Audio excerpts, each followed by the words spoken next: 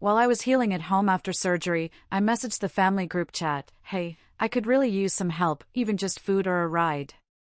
No one answered. My sister left me on read, then posted self-care weekend from a spa.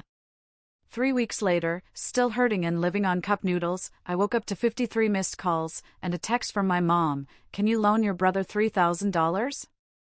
It's urgent." I stood up slowly. Anne. I used to think family was supposed to be your safe place. Until my appendix tried to explode, and I realized my own flesh and blood didn't even care if I lived or died.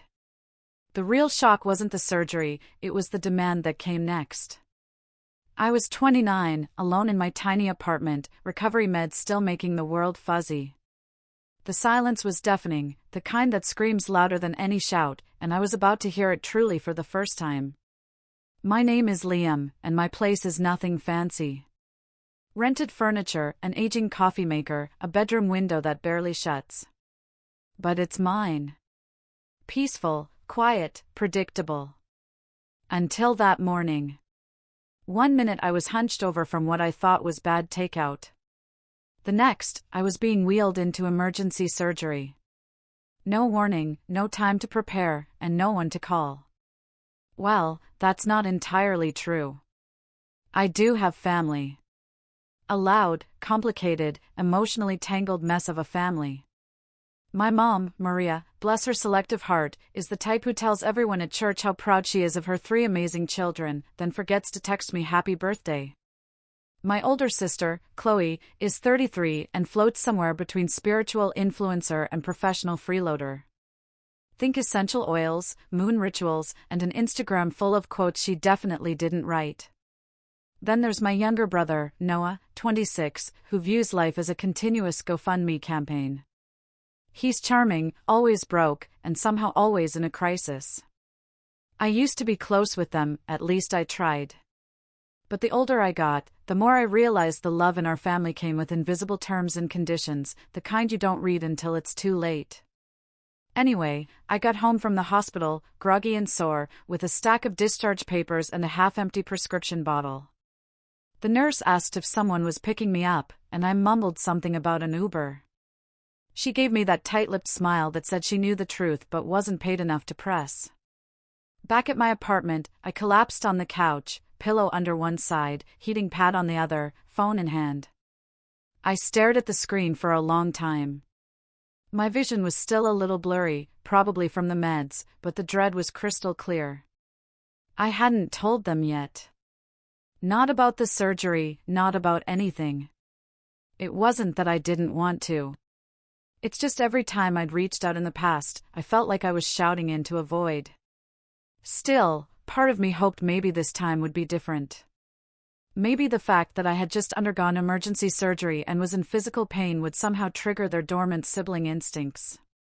So, I opened the family group chat, creatively titled Fam Bam because Chloe insisted, and typed, "Hey, just got out of surgery, appendicitis.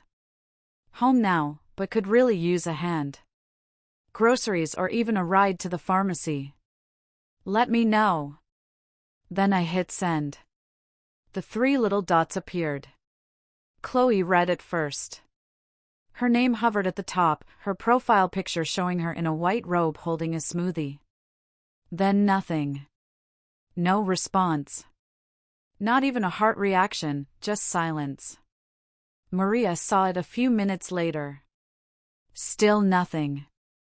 Noah didn't even open it. I waited. An hour passed, then 2. Eventually, I dozed off. When I woke up later that evening, I checked again. Still no replies. But there was a new post from Chloe on Instagram.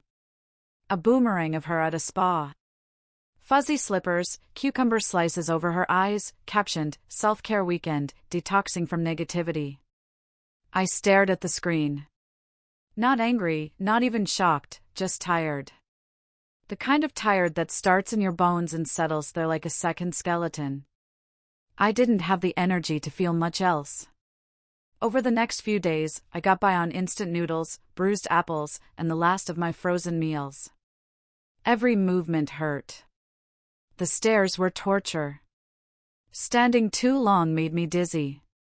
I only left the apartment once, dragging myself 2 blocks to the pharmacy. I couldn't carry everything, so I left the Gatorade behind. I texted the group chat again the next week, shorter this time, still not doing great. If anyone's free to help with groceries or even a short visit, I'd really appreciate it. No reply. Again, I told myself maybe they were busy. Maybe they didn't know how to help. Maybe I was asking too much. Then, 3 weeks after the surgery, I woke up to 53 missed calls.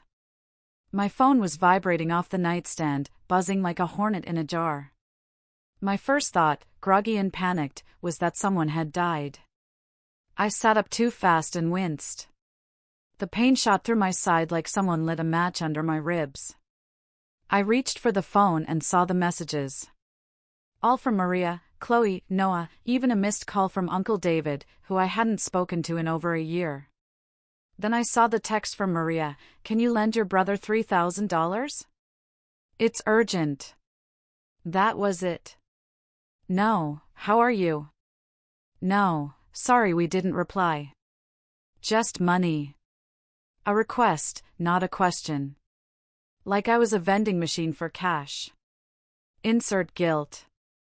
Expect withdrawal. I blinked at the screen. My fingers hovered over the keyboard. I could feel my heartbeat in my throat. After weeks of silence, of eating cup noodles, and limping to the mailbox, now they remembered me. Not because they cared, but because Noah had somehow managed to dig himself into yet another hole, and I was apparently the safety net. He didn't even have to ask nicely. I stared at the phone, then slowly set it down on the nightstand. I didn't reply. I didn't even breathe for a second. I just got up slowly, carefully. Each step from the bed to the kitchen felt deliberate, heavy. I poured myself the last of the lukewarm coffee from yesterday's pot, took a sip, and stared out the window. My mind wasn't racing. It was calculating, rewinding every memory, every ignored message, every maybe next time, and you're the strong one, Liam. Something inside me started to shift. Not anger, not yet, but something close, something solid. If they wanted a reply, they were going to get one eventually. But first, I had a few things to take care of. I didn't respond right away. I let the messages pile up, buzzing relentlessly while I sat on my couch. Still in pain, still recovering, still living off noodles. The silence from my family over the past 3 weeks had stretched into something I couldn't unfeel, something bitter, something sharp. And now, suddenly, it was like I didn't even exist as a person, just a potential ATM with a weak Wi-Fi signal. My brother needed help, and the only time anyone remembered me was when they needed something. A few hours after the initial flurry of calls and texts, Chloe sent a voice memo. I didn't even want to hear it, but curiosity got the better of me. Her voice came through with the same breezy tone she used in her YouTube meditation videos. "Liam, hey. So, I know it's been a while, but things have been super chaotic lately. You know how it is. Life moves fast. Anyway, Noah's in a really tough spot, and we thought maybe you could help out just this once. Maria's freaking out. No pressure, obviously, but we're counting on you." Counting on me. That phrase stuck in my head like gum on a shoe. I could still barely walk upright without holding my side, and they were counting on me. I didn't reply. I didn't even open the chat again. I just turned off my phone and let the silence settle back in. That night, I sat on the floor of my kitchen with a can of soup I couldn't open because the pull tab had snapped off and I couldn't find my stupid can opener. I was too sore to stand for long, and the sharp pain in my side felt like a reminder. A cruel little nudge that said, "You're alone in this." I looked at the can, then at my hands, then I cried. Just a little, just enough to clear whatever fog had been dulling my instincts. This wasn't just about being forgotten. This was about being used. A few days later, I finally called Maria. I needed to hear her voice. Needed to know if I was overreacting, if there was something I was missing. The phone rang twice before she picked up. Liam, finally, we've been trying to reach you. Noah's situation is urgent. No, hello. No, how are you? Just straight to the point. I leaned back against the wall, phone pressed to my ear. You didn't respond to either of my messages. Not even a hope you're okay. There was a pause. Oh, honey. I'm sorry. I've just been so busy with Chloe helping organize her retreat. And you're usually the one who figures things out on your own. That stung more than I expected. I was recovering from surgery, Maria. Alone. In pain. I asked for help. Well, we just thought since you didn't say anything else, you must have been fine. Her tone turned vaguely defensive, like I was accusing her of a crime. I didn't argue. I didn't yell. I just said, okay, and let her talk. She went on about how Noah was in a bind because of some investment that went wrong. Something about crypto or a car flipping business or a friend who vanished with the money. He needed a few thousand to get back on his feet, or else he'd lose everything. And Maria didn't have it. Chloe didn't either. But me, I had a steady job and no kids, so I must have something tucked away. What they didn't know is that my job had just cut my hours a month ago. My emergency fund had taken a hit, and I'd been budgeting tightly, planning to pick up some side work as soon as I could move without flinching. But of course, none of that mattered because in their eyes, I was the stable one. The one who always showed up, stayed quiet, made things work. And they were right about one thing. I did make things work. Just not for them anymore. Over the next week, the guilt parade kept rolling in. Chloe sent long texts about family unity and karma.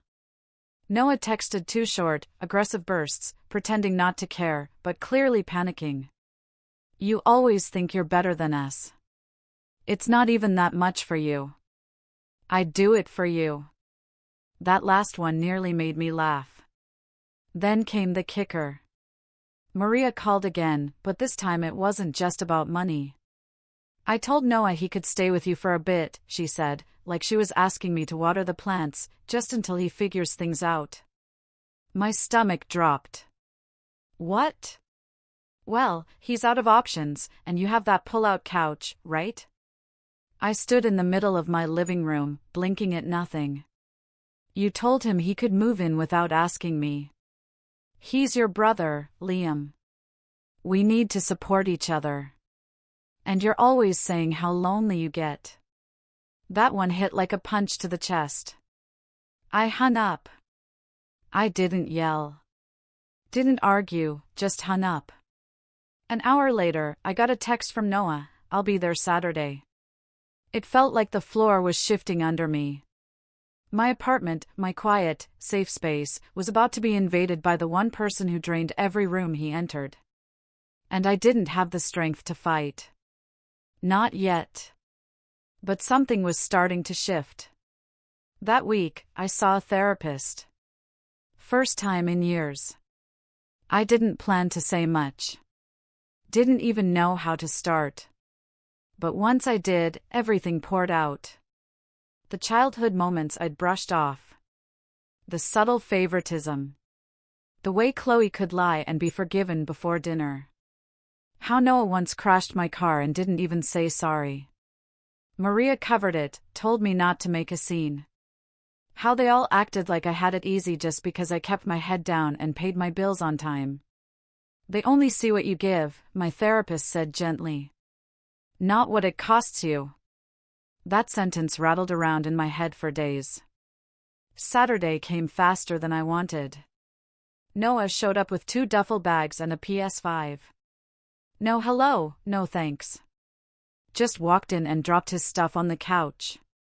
Bathroom still broken? He asked like it was my fault. It's not broken, I said quietly. The door sticks. You just have to, never mind. For the next few days, he treated the place like a crash pad. Didn't clean. Didn't ask. Ate the last of my food, used up my shampoo, blasted his shows until 2 a.m. I was still healing, still working part-time remotely. But Noah made it feel like I was the guest.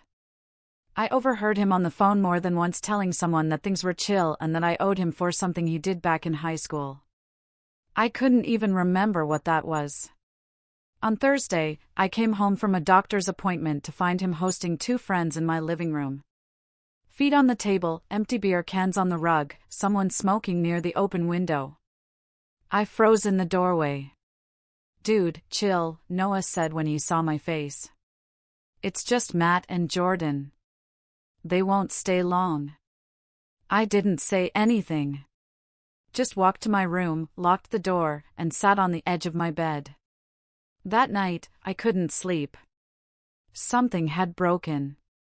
Not snapped, not shattered, just unhooked. Like a rope that finally slipped off a pulley. I was done. Done being the quiet one, the stable one, the default yes. The next day, I called Chloe. "I need you to pick up Noah," I said. "He's not staying here anymore." She paused. "Wait, what happened?" "I didn't agree to this. He doesn't respect my space, and I'm still recovering." "You're being dramatic, Liam. He just needs time." "So do I." She sighed, then switched tactics. "Fine, but I can't take him in." "Maria said she can't either." "Then he can figure it out himself." "Like I did." She hung up. Noah stayed 2 more days. I didn't talk to him. He didn't talk to me. Then, without warning, he was gone. Left a bag of trash by the door and took the last of my cereal. No goodbye. No note. That night, Maria called. "Did you really kick your brother out?" "No," I said. I just finally stood up for myself. There was a long silence on the other end. Then came the words I didn't expect. "You've changed, Liam." I stared at the wall, phone hot against my ear. "No," I said softly. "I just stopped pretending." The next morning, I woke up to a group chat bomb. Dozens of messages. Chloe had apparently decided to go nuclear. She posted screenshots of our private conversation, twisted the story, made it sound like I'd abandoned Noah in his time of need, that I was hoarding money, that I thought I was better than the family, even dragged in distant relatives I hadn't seen since Grandpa Arthur's funeral. Then came the final message from Maria: "I raised you better than this. We don't turn our backs on family." That was the breaking point. That was the moment I knew. They didn't just misunderstand me. They didn't see me at all. I sat on the couch, looked around at my tiny apartment, still cluttered from the Noah invasion, and realized I'd spent my whole life trying to earn love that came with conditions, trying to be good enough for people who never wanted to know who I really was. And now I was finally ready to stop playing the part they'd written for me. I stood up, walked over to my laptop, and opened a new document. Because if they wanted to play games, I was going to write the rules this time. I won't pretend the days after the group chat fallout were triumphant. They weren't. There was no music swelling in the background as I declared my independence. No cinematic montage of me burning bridges and thriving immediately. What actually happened was a lot quieter and a lot lonelier. The group chat went dark after that blast from Chloe. No more good morning gifts from Maria. No more passive-aggressive links to Noah's business ventures. Just silence. Cold and total, like I'd been voted off the island. And for a while, that silence was deafening. I'd never realized how much space my family had taken up in my head until they stopped talking to me. That first week was rough. I kept thinking maybe I'd gone too far, that maybe I should have just lent Noah the money, let him crash a little longer, kept my mouth shut, kept the peace. That's what I'd always done. That's what being the strong one was supposed to mean, right? But then I'd walk past the mirror and catch a glimpse of myself. Sunken eyes, hunched shoulders, pale skin that hadn't seen daylight in weeks. And I'd remember, they weren't thinking about you when you needed them. They weren't busy. They just didn't care enough. It took me another few weeks to fully get back on my feet physically and emotionally. I went to physical therapy for my recovery. And every time I flinched from the discomfort, I tried to picture it as strength rebuilding itself. I started cooking again. Nothing fancy, just basic stuff. Eggs that didn't come from a powder packet. Rice that didn't live in a styrofoam cup. I even organized my apartment, got rid of Noah's leftover junk, and donated an old chair I'd been holding on to for no good reason. The space started to feel like mine again. Then I did something that, looking back, was probably the most important step of all. I turned my pain into structure. Every morning, I woke up at 7 a.m. sharp. Even if I hadn't slept well, I made coffee, stretched, and wrote in a notebook for 15 minutes, whatever came to mind. Sometimes it was just, I'm tired. This hurts. Other times it was fragments of goals, buried dreams I'd forgotten about. I'd always wanted to work for myself somehow, but I never thought I had the freedom or support to even try. But now I had silence, space, nobody asking me for favors, nobody demanding I give more than I had. So, I began to research. I'd worked in logistics for a mid-sized company for years. Low pay, predictable hours, glass ceiling so thick it might as well have been concrete. But I had skills, organizational skills, problem solving, vendor coordination. I'd learned how to streamline chaos. I just never thought of it as valuable because no one in my life ever said it was. They saw me as dependable, not capable. The one who'd pick you up from the airport, not the one who could build something. That changed when I found a thread on Reddit, of all places, about remote freelancing and operations management. A guy who'd quit his job and started consulting for small businesses full-time. He wasn't flashy. Didn't post selfies from Bali or sell courses. Just simple, consistent updates. Got my second client today. Made enough this month to cover my rent twice. It hit something in me. So, I followed the trail. I started with small things. Took a course on Notion and project management systems. Created a portfolio, even if it was bare bones. Set up a cheap site with my name and a contact form. I didn't tell anyone, not friends, not coworkers, definitely not family. It was mine, untouched, unwatched.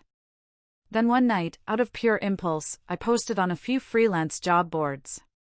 Just offered help setting up workflows for overwhelmed entrepreneurs. Didn't expect much. My rates were low, my confidence lower, but I got a bite.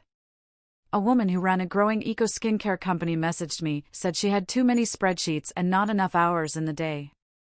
We hopped on a call. I explained what I could offer, fumbling my words at first, but finding rhythm as we spoke. She hired me on the spot for a 2-week trial. That night, I didn't sleep. Not from anxiety, from something else. A spark.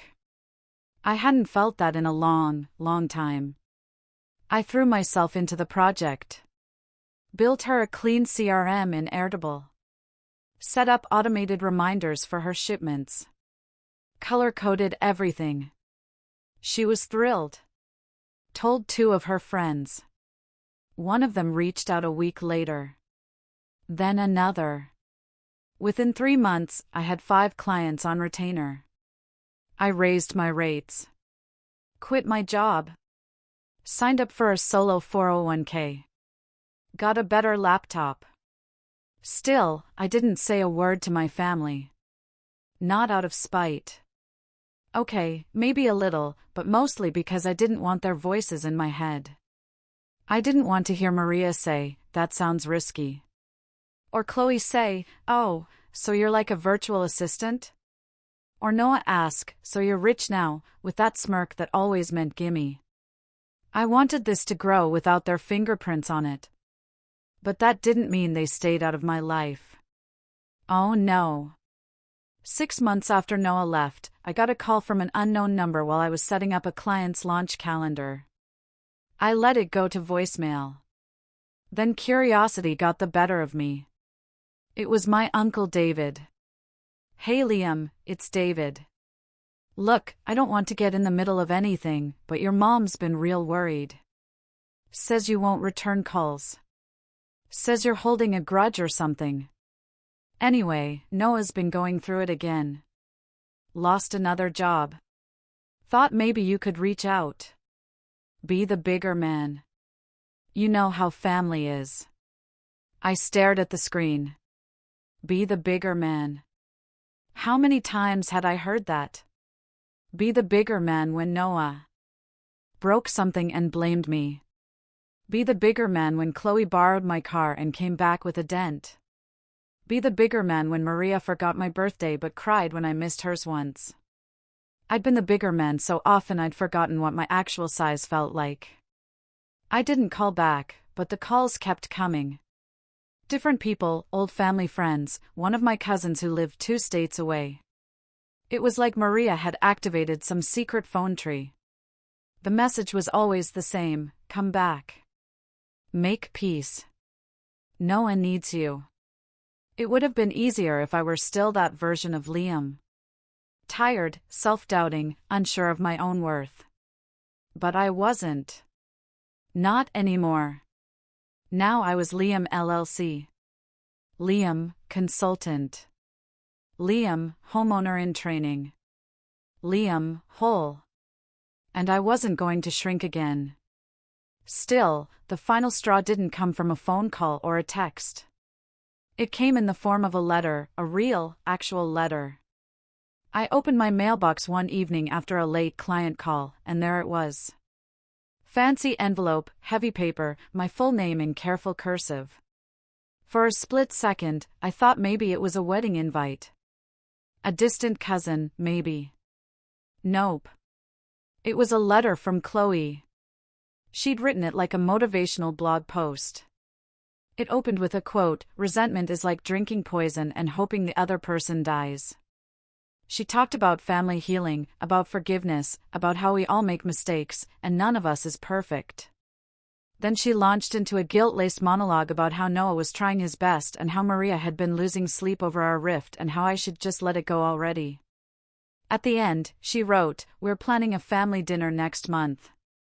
You should come. Let's put the past behind us." No apology, no mention of what happened, just a blanket invitation to sweep it all under the rug. I sat with that letter for a long time, folded it, unfolded it, read it again. Then I placed it in the same folder where I kept my business invoices. Not because I intended to respond, but because it reminded me of something important: this is who they still think I am. The one who'll come when called, who'll forgive without change, who'll patch up wounds he didn't cause. But that guy was gone. I wasn't just building a business. I was building boundaries. And this time, there was a price for crossing them. I had no intention of showing up for that dinner, but I did have something else in mind. Because while they were busy planning a come-by dinner, I'd been preparing something far more satisfying, a quiet reckoning, one that would make them look twice. Not out of guilt, but out of respect. And it all started with a phone call I hadn't made yet to a lawyer. I didn't call the lawyer right away. For days, I kept playing different scenarios in my head, some rational, others borderline dramatic. I imagined walking into that family dinner unannounced, dropping a truth bomb in the middle of the appetizer course, then turning and walking out in silence while everyone sat in stunned silence. I imagined printing out my old text messages and stapling them to copies of hospital bills. I even imagined forwarding screenshots of the group chat to every extended relative they dragged into this. Petty thoughts, sure. But when you've been disrespected for years, sometimes the fantasy of justice is the only thing that keeps you warm at night. But I didn't want petty. I wanted clean. I wanted precise. I wanted undeniable. So instead of calling a lawyer out of anger, I did what I taught myself to do during the rebuild: I made a plan. First, I gathered my receipts, literal and emotional. I pulled up my old hospital records, the messages I'd sent to the group chat, screenshots of Chloe's Instagram post at the spa, the text from Maria asking for $3,000 while I was still on painkillers. I printed them all out and put them in a plain black binder, tabbed, labeled, chronological. My little war journal. Not because I planned to present it to anyone right away, but because I wanted to remember, to keep myself from gaslighting myself into thinking maybe I was overreacting, that I was too sensitive, that maybe Maria was right, I had changed. No, I was clear now.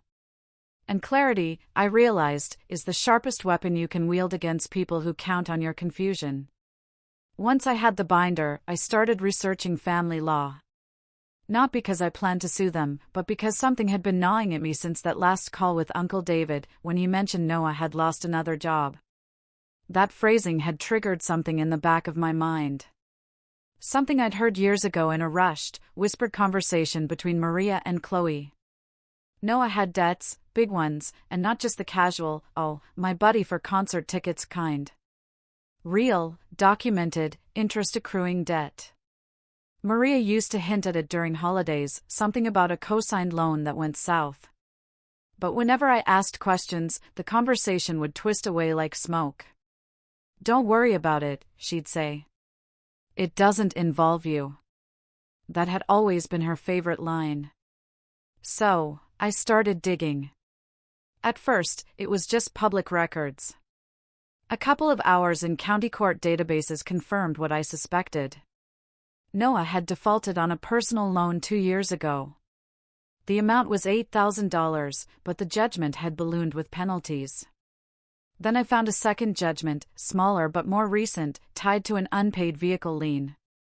He'd apparently borrowed money to buy a used car, flipped it for cash, and never repaid the lender.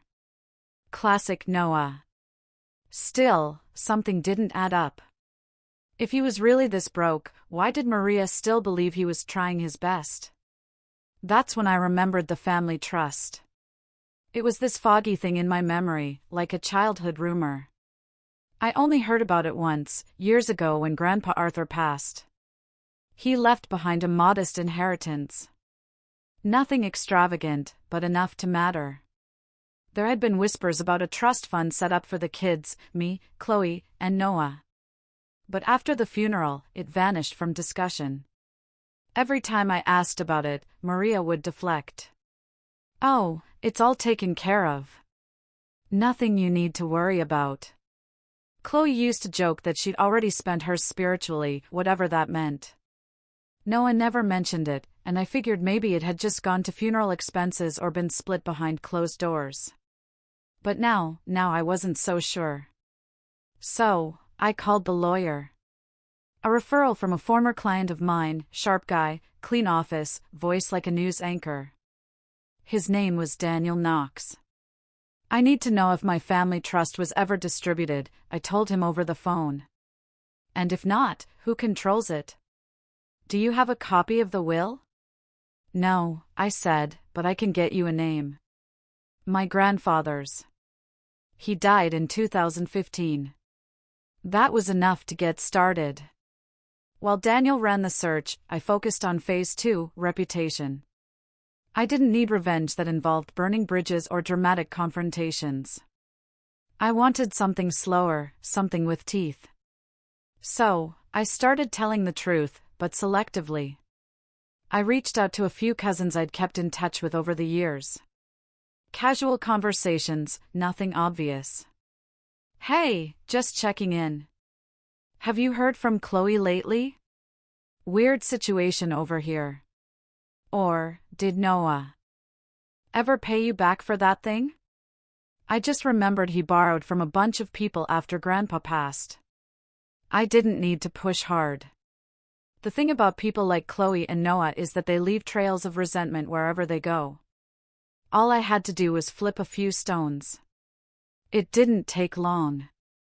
Turns out Noah had borrowed $600 from one cousin for car repairs, then ghosted him. Another had been guilted into investing in one of his failed startups. Chloe had promised to help a friend plan a wellness retreat, took a deposit, and then backed out last minute, citing Mercury retrograde. The more I heard, the more the picture sharpened. My family hadn't just failed me. They'd quietly failed everyone, but they were protected by distance, by silence, by the illusion of unity. Everyone just assumed they were messy but well-meaning. That Maria was a little overbearing, but full of love. That Noah was unlucky, not manipulative. That Chloe was flaky, not calculated. I decided it was time to change the narrative. I wasn't going to lie, I was going to document. So, I created a folder in my drive, called it History. Inside, I began dropping files, photos of texts, screenshots of missed calls, a timeline of events, dates, names, numbers. I didn't share it. Not yet. But I built it like I was preparing a case. Not for court, but for clarity, for closure, for the day they would try to rewrite history again, and I could say, no, this is what happened. This is who you were. And just as I finished organizing the last folder, Daniel called. You were right, he said. There was a trust. My chest tightened. And it was split 3 ways, equal shares to you, Chloe, and Noah. Your grandfather specified that the funds be held in a family trust until the youngest turned 25. That happened 3 years ago. And was it ever distributed? 2 of the shares were, Daniel said carefully. Noah and Chloe signed their paperwork. Yours, however, was signed by a third party. My heart dropped. What do you mean? He paused. It looks like someone forged your signature. The paperwork claims you waived your share and gave it to your mother for emergency family use. I couldn't breathe. How much was it? Roughly $32,000. The line went quiet. $32,000 gone behind my back, signed away by someone I trusted. And suddenly everything clicked into place, the spa trips, the borrowed cars, the sudden generosity during holidays that never extended to me. Maria always claimed to be broke, but the math didn't lie. Neither did the documents. I didn't cry. I didn't scream. I just said, can you help me fix this? Daniel said, yes. And just like that, the setup was complete. I had the binder. I had the files. I had the truth. And now I had the receipts. I wasn't going to their dinner, but I was going to serve something far more satisfying. Cold, precise, undeniable. Daniel took care of the legal side like a surgeon. No fuss, no flash, just clean incisions and precise paperwork. Within 2 weeks, he filed a formal petition to dispute the signature on the trust release. He had already run a forensic analysis on the document, comparing it with my past signatures from work documents, contracts, and even an old lease. The results were clear. The one on the trust wasn't mine. Whoever forged this didn't even bother getting the angle of your M right, Daniel said, flipping through the reports in our Zoom call. Sloppy. I've seen better attempts on gas station receipts. It was surreal watching it unfold. All the moments I gaslit myself into thinking maybe they didn't mean to hurt me, or maybe I misunderstood, collapsed under the weight of cold, irrefutable proof. It wasn't just emotional neglect or favoritism anymore. It was fraud. It was theft. And Maria had signed the witness line. My own mother. In the end, Daniel presented our case quietly to the Family Trust Board, backed by his findings and the forensic report. We didn't need to sue. Thankfully, the board was efficient. They froze the remaining assets and launched an internal investigation. A few weeks later, they notified us that I would be receiving a full restitution of my third, plus interest. $39,417 was wired into my business account one crisp Monday morning. I stared at the number in disbelief, the morning sun creeping through the blinds. It wasn't even about the money anymore. It was the principle, the acknowledgement, the fact that someone somewhere had finally said, you were right. They stole from you, and now we're fixing it. And that's when I decided it was time to go public. Not with a lawsuit, not with a Facebook post, not with a screaming match. just the truth. Remember that history folder I built? I turned it into a private link and shared it with 10 people. 10 carefully chosen individuals. A few cousins, 2 family friends, my Uncle David, and a former neighbor who always sided with Maria and once called me the dramatic one. I didn't add commentary, no long monologue, just a message, thought you might want to know the full story. It didn't take long. Within 48 hours, the group chat, which I'd long since muted, exploded. Chloe was the first to text. She skipped the usual fluff. I can't believe you're airing private family matters to everyone like this. This is so petty, Liam. To which I calmly replied, private family matters didn't stop you from forging my name. She never responded. Then Noah tried, dude, you're blowing this way out of proportion. You got the money, right? So, what's the big deal? I stared at that message for a long time. Then I typed, the big deal is that you and Maria decided I didn't matter. That you could take from me and I just accept it. You didn't just steal money. You stole trust, and you never apologized. He left me on read. Maria was last. Her message was longer, rambling. She didn't admit anything outright, but she danced around it. I only did what I thought was right for the family. Noah was in trouble. Chloe needed help. You were always so independent, Liam. I didn't think you'd even notice. It wasn't meant to hurt you. I just needed to take care of everyone. That last line, keep us together. That was always her excuse. Keep the peace. Keep the image. Keep the lie. I didn't reply, but the fallout rippled without me lifting another finger. Uncle David called me 2 days later. Your mom's been calling everyone trying to do damage control, he said, voice low. But people are talking. This whole thing, it's not going away. She's not the victim here, I said. I know, he said. I just didn't realize how deep it went. I'm sorry I ever asked you to be the bigger man. That wasn't fair. That small sentence felt bigger than anything else that week. The family dinner was cancelled. Apparently, too many scheduling conflicts. Translation: no one wanted to look each other in the eye now that the mask was off. Chloe took a social media break. Her wellness brand was taking hits after one of the cousins she scammed into a fake retreat forwarded my history folder to a few of her followers. Noah, he tried to rally sympathy, of course, claimed I'd exaggerated everything and that it was just money, but people weren't buying it anymore, especially after he got evicted from his new apartment. Turns out he'd tried to use his part of the trust fund as collateral on a car lease and defaulted again. Maria. She went quiet, which in many ways was the loudest response of all. And me? I kept building. I reinvested part of the restitution into my business, hired a part-time assistant, upgraded my workspace, took 3 days off, and went to the coast by myself. Ate fresh seafood, slept in, read books with the windows open. I didn't miss the group chat.